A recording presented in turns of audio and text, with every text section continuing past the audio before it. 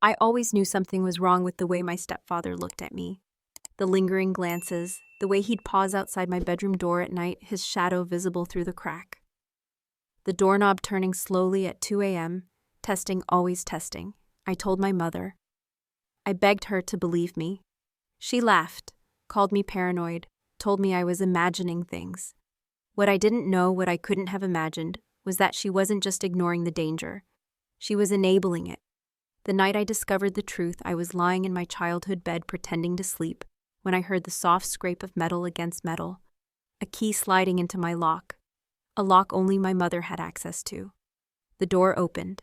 Heavy footsteps crossed the threshold. The smell of cigarettes and whiskey filled the room as he approached my bed. But this time, I wasn't the prey.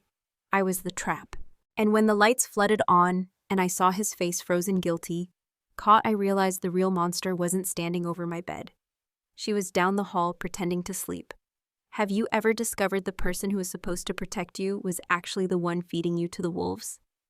My name is Rachel Holt. I'm 35 years old, a paralegal at a mid-sized law firm in Denver, and I've spent the last 20 years believing I had no one to rely on but myself. My father died when I was 15. My mother remarried 2 years later. And somewhere along the way, the family I thought I had became something I learned to survive rather than trust. The phone call came on a Tuesday afternoon in mid-October. I was buried in case files when my mother's name lit up my screen. We hadn't spoken in 3 months, not since her birthday, when I'd sent flowers instead of visiting. I almost let it go to voicemail. I wish I had. Rachel. Her voice cracked thick with tears. I found a lump. The doctor wants to do a biopsy. They're talking about surgery. My stomach dropped. Whatever complicated feelings I had about my mother, she was still my mother. I'm scared, she continued, her breath hitching. I know we've had our differences, but I need you, just for 2 weeks, until we know what we're dealing with. Please, you're my daughter. I closed my eyes. 3 years. It had been 3 years since I'd set foot in that house, and there were reasons for that, reasons my mother had dismissed as paranoia, as imagination, as me being too sensitive. But she was crying. She might be sick, and the guilt I'd carried for staying away wrapped around my throat like a noose. Okay, I heard myself say. I'll come. The drive to my hometown took 4 hours. 4 hours to remember why I'd left. 4 hours to talk myself out of turning around. 4 hours to recall the last time I'd slept in my childhood bedroom Thanksgiving 3 years ago when I woke at 2 a.m. To find my stepfather Gary standing in my doorway, watching me sleep. I'd gasped, clutching the blankets to my chest. He'd smiled, that slow, easy smile that never quite reached his eyes, and said, "Just checking on you. You left your light on." My light was off. I told my mother the next morning. She laughed, actually laughed. "Gary's a light sleeper," she said, buttering her toast like I hadn't just told her something was wrong. "He probably heard a noise and wanted to make sure you were okay." Honestly, Rachel, you're so paranoid. I left that afternoon and never stayed overnight again. Now pulling into the driveway, I told myself things would be different. My mother was sick. Gary would keep his distance. It was just 2 weeks. But when Patricia opened the front door, she didn't look sick.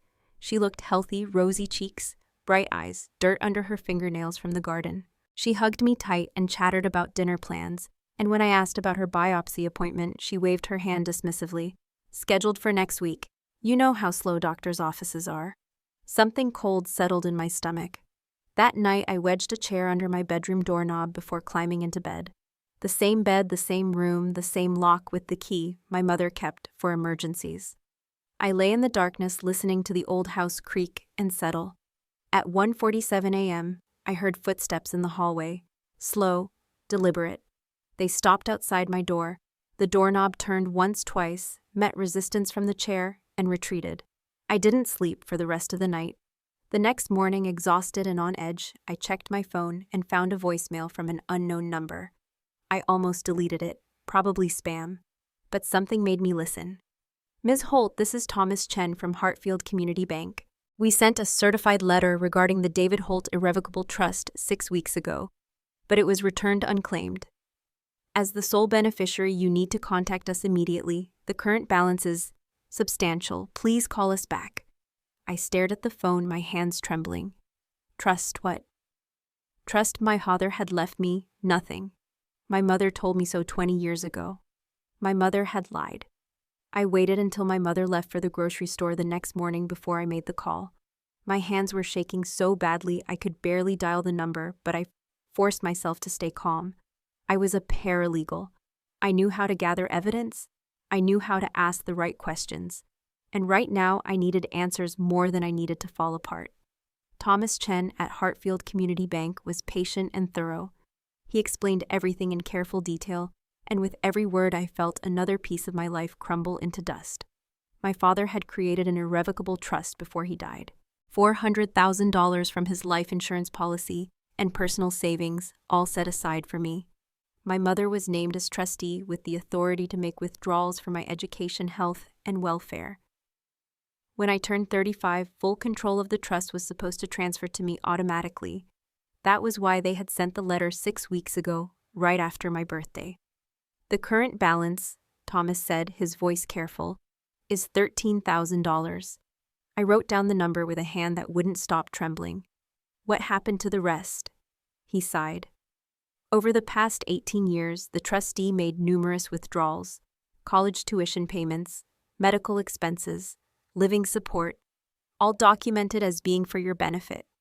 I never received a dime of college tuition from my mother. I took out loans. I worked 2 jobs. I ate ramen for years because I couldn't afford real groceries. There were no medical expenses. There was no living support. $387,000. My mother had stolen $387,000 from me while I struggled to survive on my own, believing my father had left me nothing. After I hung up, I sat in my car in the driveway for 20 minutes, just breathing. Just trying to understand how the woman who raised me could have done this. How she could have watched me work myself to exhaustion, watched me stress about student loans, watched me choose between groceries and gas money, all while sitting on a fortune that belonged to me. But I couldn't afford to fall apart, not yet. Not until I had all the answers. When my mother returned from shopping, I helped her put away groceries like nothing was wrong. I smiled. I made small talk. And the moment she went to take a nap, I searched her desk. No medical paperwork, no biopsy appointment card, no prescription bottles, no evidence whatsoever that she had ever seen a doctor about any lump. She had lied about being sick to get me here. But why? Why now, right after my 35th birthday? Right after the bank sent that letter, I needed to talk to someone who might know the truth. Someone my mother had carefully kept at a distance for years. I called my grandmother Ellen, my father's mother, and the moment she heard my voice, she burst into tears. "Rachel, honey, Patricia told me you were too busy to visit her for her procedure. I've been so worried. Are you all right?" My throat tightened. "Grandma, did you know about the trust? The one Dad set up before he died?" Silence on the other end. Then quietly, "She never told you. She told me there was nothing left, that his money barely covered the funeral." "Oh, Rachel," my grandmother's voice broke. "I asked her about it when you turned 18. She said you were aware of the situation. I thought that meant she had explained everything. I thought you knew." I closed my eyes, fighting back tears. Even my grandmother had been manipulated. Even she had been kept in the dark, fed lies designed to keep the truth buried. "What has she done?" Grandma Ellen whispered. "What has that woman done to you?" I didn't have an answer, not yet. Over the next 2 days, I set up my own quiet surveillance. A single hair placed across my closet door, my laptop positioned at a specific angle on the desk. Small tells that only I would notice if someone disturbed them. I needed to know if I was being watched, if someone in this house was monitoring my movements. By day 3, I had my answer. The hair was gone. My underwear drawer had been subtly reorganized. And when I checked my laptop's browsing history, I found searches I had never made. Someone had looked up trust fund beneficiary rights at 3 in the morning. Someone knew I was asking questions. Someone was trying to stay one step ahead. That night, I hid my old phone behind the books on my shelf, angled to capture the room, and set it to record video while I pretended to sleep. It took everything I had to lie there in the darkness, listening to every creak of the old house, fighting the urge to barricade the door and never close my eyes. At 2:30 in the morning, my bedroom door opened. I watched the footage the next day, sitting in my locked car, 3 blocks from the house. Gary moved through my room like he had done it 100 times before. He opened my drawers. He picked up my clothes. He held them to his face and breathed in deeply. He spent 12 minutes in my room before slipping out as quietly as he had entered. I nearly vomited. My hands were shaking so badly I dropped my phone twice. But beneath the horror, beneath the disgust, a cold clarity settled over me. This was evidence, real evidence. And I couldn't have gotten it if I had run away.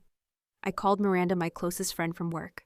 She was a criminal defense attorney, sharp and practical, and she listened without interrupting as I explained everything. The stolen trust fund, the fake illness, the nighttime intrusions, the video. "You have enough for a civil case on the money," she said when I finished. "But that's separate from what your stepfather is doing. The drawer rifling is disturbing, but it might not meet the criminal threshold on its own. If you want to nail him, you need evidence of direct intrusion. Him entering your space with clear predatory intent." "So I need to catch him in the act," I said. "Ideally, yes. Colorado is a one-party consent state, so you can legally record in your own bedroom. But Rachel, please be careful. Have an exit plan. Have backup. Don't take unnecessary risks." I thought about it all night. I could leave. I could take what I had and fight from a safe distance. File the civil suit, expose the theft, and never set foot in this house again. But if I left, Gary would face nothing. My mother would lie her way out of the money claim. She spent it all on me, hire lawyers to tie up the case for years. And I would never know the full truth about what had been happening in this house, what had been happening to me for all these years. I made my choice. I stayed. I unlocked the window behind my curtain as an emergency exit. I downloaded an app that would send my GPS location to Miranda with a single tap. I wrote down everything that had happened in a document stored on the cloud where no one in this house could delete it. And on the fourth night, I didn't barricade my door. I lay in bed with my phone recording my emergency app ready, my window unlocked, and I waited. At 2:48 in the morning, I heard it. The soft scrape of metal against metal. A key sliding into the lock. The door swung open. Gary stepped inside and closed it behind him. But this time, he didn't walk to my closet. He didn't stop at my dresser. He walked straight toward my bed.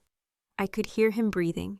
Shallow, excited breaths that made my skin crawl, even as I lay perfectly still, eyes closed, pretending to be asleep. Gary moved closer and the floor creaked softly under his weight. I could smell him now, cigarettes, and something sour, and every instinct in my body screamed at me to run. But I stayed frozen. I had to wait. I had to be sure. His shadow fell over me. I could feel him standing right beside my bed, looming in the darkness, believing I was helpless. Believing I was vulnerable, believing he could do whatever he wanted. His hand reached toward my blanket. My thumb found the button on my phone. The room exploded with light. I had connected my phone to the smart bulbs earlier that day, and now every lamp blazed to life at once. The motion alarm I had hidden began to wail, a piercing shriek that cut through the silence. My emergency app sent my location to Miranda instantly, and the camera on my old phone, still hidden behind the books on the shelf, captured everything. Gary's face in that moment was something I will never forget. Frozen, mouth open, hand still extended toward me, caught in the act with nowhere to hide. His eyes were wide with shock, then confusion, then the slow dawning horror of a man who realized he had walked into a trap. I set up, my heart pounding so hard I could barely hear my own voice over it. But when I spoke, my words came out steady and clear. "The police are already called. I suggest you don't move." For a moment, he just stared at me. The alarm kept wailing, the lights kept blazing. And then his face twisted into something ugly, something full of rage. "You little," he lunged at me. I rolled off the bed toward the window, my planned escape route. My fingers had just touched the curtain when his hand closed around my arm like a vice, yanking me backward. Pain shot through my shoulder as he spun me around. "You think you can set me up?" he snarled, his face inches from mine. "In my house," I screamed. Not a tactical decision, not part of any plan. A real scream, loud and raw, the kind that tears your throat and echoes through walls. I clawed at his hand, raking my nails across his skin, until he loosened his grip just enough for me to wrench free. I scrambled backward, putting the bed between us, my back against the wall. "It's not your house," I said, my voice shaking but refusing to break. And that wasn't a setup. That was documentation. Then I heard it. Sirens, distant at first but growing closer. Miranda had called 911 the moment she received my alert. Help was coming. Gary heard it too. The color drained from his face. For a moment he looked like he might run, might try to escape through the door and disappear into the night. But it was too late for that. It had been too late the moment he turned that key. The bedroom door burst open, and my mother stood there in her robe hair, wild eyes darting around the room. She took in the scene, Gary standing over the bed, me backed against the window, the blaring alarm, the red and blue lights now flashing through the curtains. I waited. In that moment, despite everything, some small part of me still hoped, still believed that when my mother saw what was happening, she would be horrified. She would demand answers from her husband. She would protect her daughter. Instead, Patricia turned to me. "What did you do?" Her voice was sharp, accusing. "Gary, what did she do to you?" Something inside me went very quiet, very still, very cold. "He broke into my room," I said, again, at 3 a.m., with a key. "Your key, Mom, the one you keep for emergencies." Patricia's face hardened into something I barely recognized. "You don't understand. You've never understood this family." The doorbell rang. Police. 2 officers entered the house moments later, their presence filling the small bedroom with authority and calm. I showed them everything. The camera footage from tonight, Gary's face frozen in the light as he reached for me. The previous recording of him going through my belongings, holding my clothes to his face. The text alerts documenting dates and times. The emergency app that had summoned help. One of the officers turned to Gary. "Sir, where did you get the key to this room?" Gary said nothing. His jaw was clenched so tight I could see the muscles jumping. My mother couldn't stay silent. "I gave it to him. He's my husband. This is our home." The officer raised an eyebrow. "You gave your husband a key to your adult daughter's locked bedroom, and he used it to enter at 3 a.m. while she was sleeping." Patricia opened her mouth, closed it. For once in her life, she had no clever excuse ready. The officer continued, his voice flat and professional. "Ma'am, we also have footage of Mr. Mitchell grabbing Ms. Holt when she tried to retreat. That's assault." Gary erupted. "She attacked me. She set this whole thing up. This is entrapment." "Sir, the video shows otherwise." The officer's partner was already moving forward with handcuffs. "Please turn around and place your hands behind your back."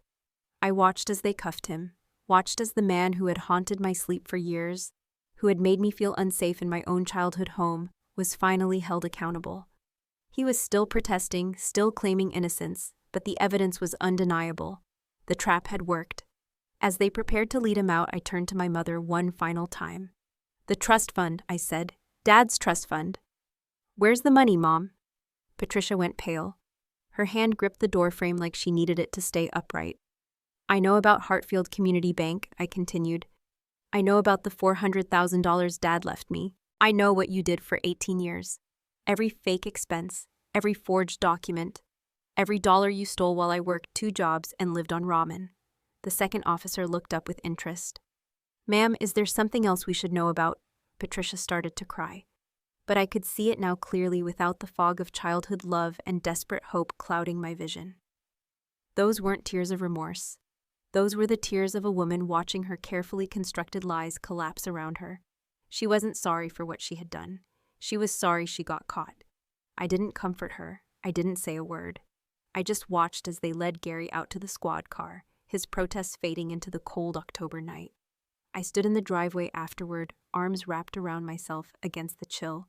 Patricia hadn't followed. Through the window, I could see her on the phone pacing the living room, calling a lawyer probably, already planning her defense. One of the officers approached me, his expression serious but kind. "Ma'am, during booking, we'll run Mr. Mitchell through the system, standard procedure." I nodded, too exhausted to speak. "I should tell you," he continued, "we've already flagged something. He has a prior incident on file from 15 years ago. Same type of complaint. Case was dropped when the victim declined to press charges." My blood went cold. Another victim, a young woman named Margaret Torres. She was 19 at the time. "Would you like us to try to locate her?" I thought of myself at 19, working 2 jobs, paying my own way through school, believing my father had left me nothing, believing I was alone in the world. Margaret Torres had been 19 once too, and whatever had happened to her, whatever Gary had done, she had faced it alone. "Yes," I said quietly. "Please find her." They found her within a week. Detective Morrison called me on a Tuesday afternoon to tell me that Margaret Torres was alive, living in New Mexico, and willing to talk. She had seen the news coverage of Gary's arrest and had been waiting for someone to reach out. 15 years of silence, and she was finally ready to speak. The investigation into Gary's past had already uncovered the basics. 15 years ago, he had been involved with a woman named Diane, who had a daughter from a previous relationship. That daughter was Margaret. She had been 19 years old when she reported Gary for the same behavior I had documented. Entering her room at night, going through her belongings, standing over her while she slept. The police report was still on file, yellowed with age, but damning in its details. The case never went to trial because the family reached what the report called a private resolution, and Margaret declined to pursue charges. I knew there had to be more to that story. Nobody just walks away from something like that without a reason. Margaret called me 3 days later. Her voice was shaky, at first hesitant, like she was afraid I would judge her or blame her for what happened. But as she spoke, her words grew stronger, steadier, and I realized she had been carrying this weight alone for 15 years. Her story was my story. The watching, the intrusions, the constant feeling of being unsafe in her own home. The gaslighting from the adults who should have protected her. When she tried to report it, Diane told her she was confused, that she was just trying to break up their relationship. Gary said she had mental problems, that she was imagining things, that she needed help. She was 19 and alone, and eventually she started to believe them. I asked the question that had been burning in my mind since the detective first mentioned her name. "You said the family reached a private resolution. What happened?" Margaret was quiet for a long moment. When she spoke again, her voice was barely above a whisper. "A woman called me. Your mother." My heart stopped. The room seemed to tilt around me. "She said if I dropped the charges, she would give me money. $15,000. She said Gary had learned his lesson and would get help. She said if I went public, I would be destroying a family and no one would believe me anyway. You took the money." I was 19, Rachel. I was scared and broke, and everyone was telling me I was wrong. I took it and I moved away, and I tried to forget. I've spent 15 years trying to forget. I closed my eyes, the pieces falling into place with sickening clarity. That money, it was mine, from my trust fund. Silence on the line. I could hear Margaret breathing, could hear the moment she understood what I was telling her. "Patricia paid you off with my inheritance," I said, my voice flat and cold. "She used my father's money to protect the man who would do the same thing to me." Margaret started to cry. "I'm so sorry. I didn't know. I didn't know about any of that. I thought it was her money, her choice. I never imagined. It's not your fault." And I meant it. We were both victims of Gary, of Patricia, of a system that protects predators and silences survivors. Margaret had been 19 and alone, facing pressure from every direction to stay quiet. I couldn't blame her for taking the money and running. I could only blame the people who had put her in that position in the first place. Miranda connected me with a forensic accountant who specialized in trust fraud. I thought I knew the extent of my mother's betrayal, but the findings were worse than I had imagined. Over 18 years, Patricia had withdrawn $387,000 through falsified documentation, fabricated invoices for my college tuition when I had taken out loans, fake medical bills for treatments I never received, fraudulent receipts for living expenses that went straight into her own accounts. She had forged my signature on several documents, copying it from birthday cards and school forms I had signed as a teenager. The money went to paying off Gary's gambling debts. $140,000 to cover his losses at casinos and online betting sites. $95,000 for Lisa's private college tuition, the education my stepsister received, while I worked 2 jobs to afford community college. $85,000 for home renovations, the new kitchen and bathroom I had admired during visits without knowing I had paid for them. $67,000 for personal expenses, vacations, and clothes and luxuries my mother enjoyed, while telling me there was no money left. Patricia had used her daughter's inheritance to fund the lifestyle she felt entitled to. She had watched me struggle and sacrifice and go without knowing the whole time that my father had provided for me. She had chosen her comfort over my future, her husband over her child, her lies over the truth. Miranda filed a civil suit for breach of fiduciary duty, fraud, and conversion. She also forwarded the evidence to the district attorney, who opened a criminal investigation into Patricia. My mother was finally going to face consequences for what she had done. I returned to the house one last time to collect my childhood belongings. Photo albums from before my father died. His watch, the one he wore every day until the cancer made his wrists too thin. A few books he had given me with his handwriting still visible on the inside covers. These were the only things I wanted from that house. Everything else was tainted. Patricia intercepted me in the hallway as I was packing the last box. "You're destroying this family. she said, her voice trembling with what she probably thought was righteous anger. I kept packing. You destroyed this family 18 years ago when you decided to steal from your own daughter. I kept us afloat, your father's money barely covered. Stop. I turned to face her, and she actually took a step back from whatever she saw in my eyes. I've seen the records. Dad left $400,000. You took it all. Every dollar I worked for in high school, every student loan, every night I couldn't afford groceries. That was your choice. You had my money sitting in a trust fund. Patricia's face contorted, cycling through emotions I couldn't read. You don't understand. Gary needed help with his debts. Lisa deserved a good education. What about me? My voice cracked on the words. What did I deserve? She had no answer. For once in her life, my mother had nothing to say. I picked up the last box, my father's watch resting on top of the photo albums. I used to wonder why you always seemed to resent me. Now I know. Every time you looked at me, you saw the person you were robbing. It wasn't about Gary at all, was it? He was just convenient, a reason to keep me away while you spent my money. I walked toward the door. Rachel, her voice cracked. I'm still your mother. I paused at the threshold, my hand on the doorframe, my back to her. A mother protects her child. You gave a predator a key to my bedroom. You stole my father's last gift to me. You used my inheritance to silence his previous victim. I took a breath. You're not my mother. You're just the woman who raised me. I walked out into the autumn sunlight. I didn't look back. 3 days later, I received a text from Lisa, my stepsister Gary's daughter, the girl who had benefited from my stolen money without ever questioning where it came from. Can we meet, please? There's something I need to tell you. I should have said it years ago.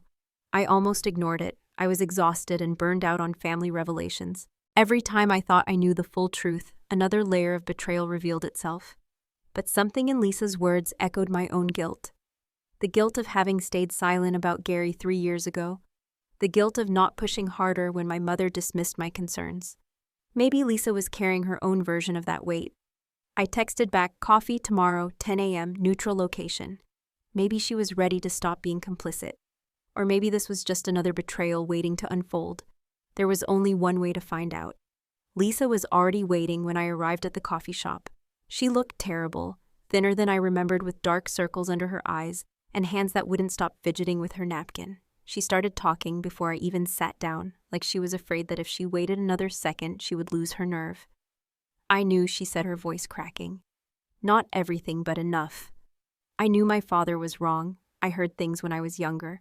I saw how he looked at you. I knew about Margaret. I overheard Patricia on the phone with her years ago talking about money and keeping quiet. I sat down across from her, silent, letting her talk. She needed to say this, and I needed to hear it. When your mom called you about the biopsy, I was in the room. I knew it was fake. I knew she was panicking about something. I didn't know it was the trust fund, but I knew something was wrong. Lisa's eyes filled with tears. And I didn't warn you. Why not? She looked down at her hands. Because I'm a coward. Because Patricia paid for my college with money I'm now realizing was yours. Because if I admitted my father was a monster, I'd have to admit I benefited from being his daughter while you suffered. I told myself it wasn't my business. I told myself you could handle yourself. I told myself 100 lies to avoid facing the truth. I considered her words carefully. Lisa was 30 years old enough to have spoken up, old enough to know better, old enough to understand that silence in the face of evil is its own kind of complicity. But I also knew that Lisa had been raised by Gary, raised to fear him, to excuse him, to look away when things got uncomfortable.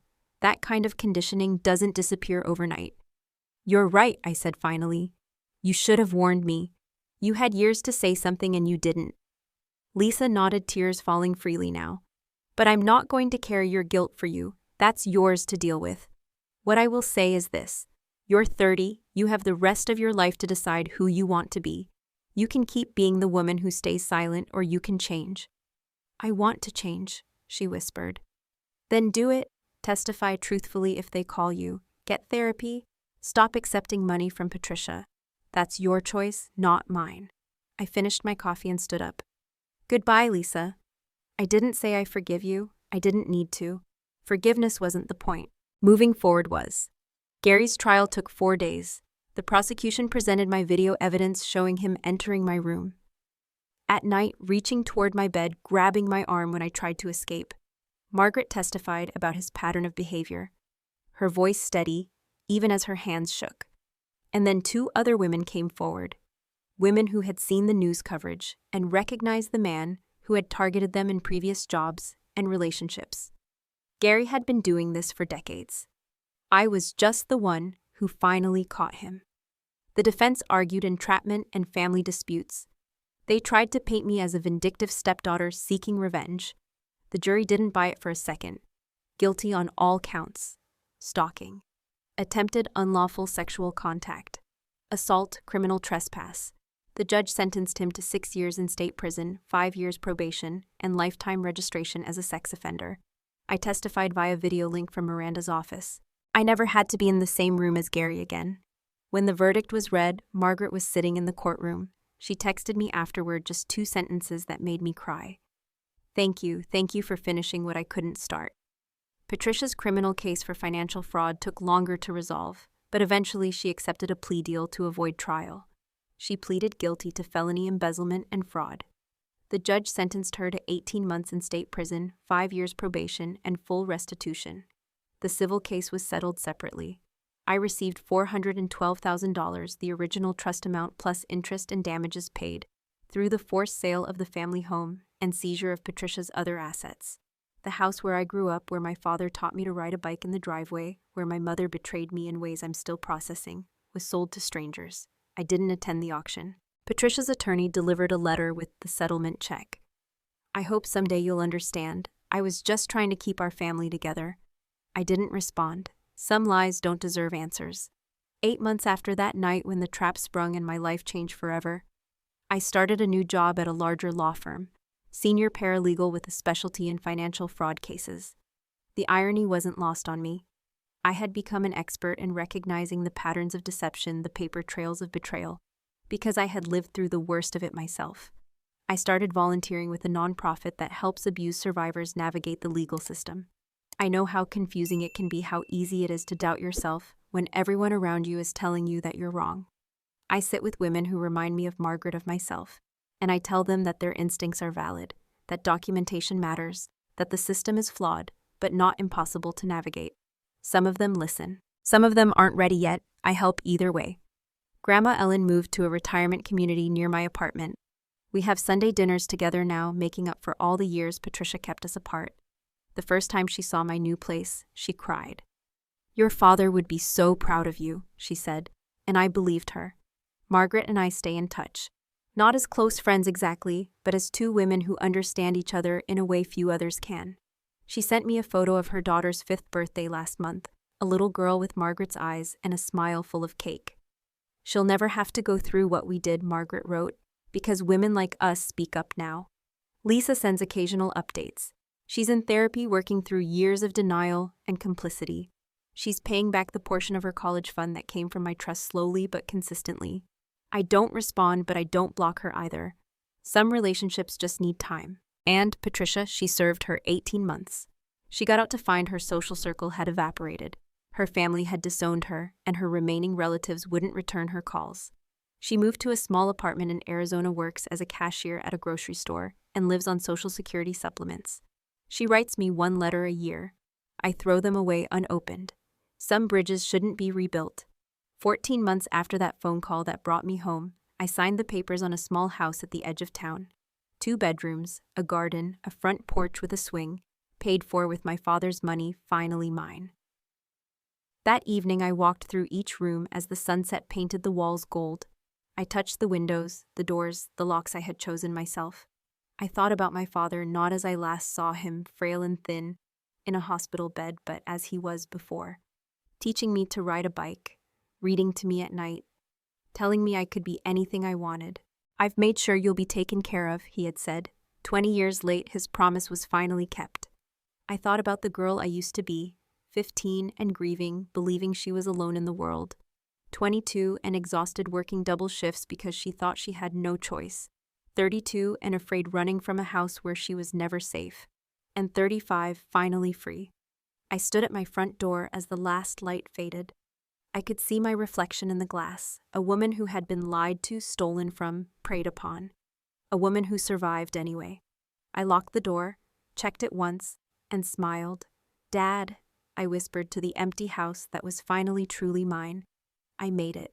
Rachel's story reminds us of a truth that too many women learn the hard way. The people who are supposed to protect us are sometimes the ones causing the most harm. If something feels wrong, trust your instincts. Document everything. Tell someone you trust. The discomfort of speaking up is nothing compared to the cost of staying silent. For anyone watching who has experienced something similar, know this. You are not paranoid. You are not overreacting. You are not destroying the family by telling the truth. The person who committed the betrayal is the one who broke the family, not the person who exposed it. And remember, it is never too late to reclaim what was taken from you. Your safety, your inheritance, your peace of mind, your sense of self. These things can be rebuilt, even after years of being torn down. Thank you for listening to Rachel's story today. If this video touched your heart or reminded you of someone who needs to hear it, please subscribe to our channel and share your thoughts in the comments below. Have you ever had to stand up against someone who should have protected you? We would love to hear your story. Your voice matters, and you are not alone.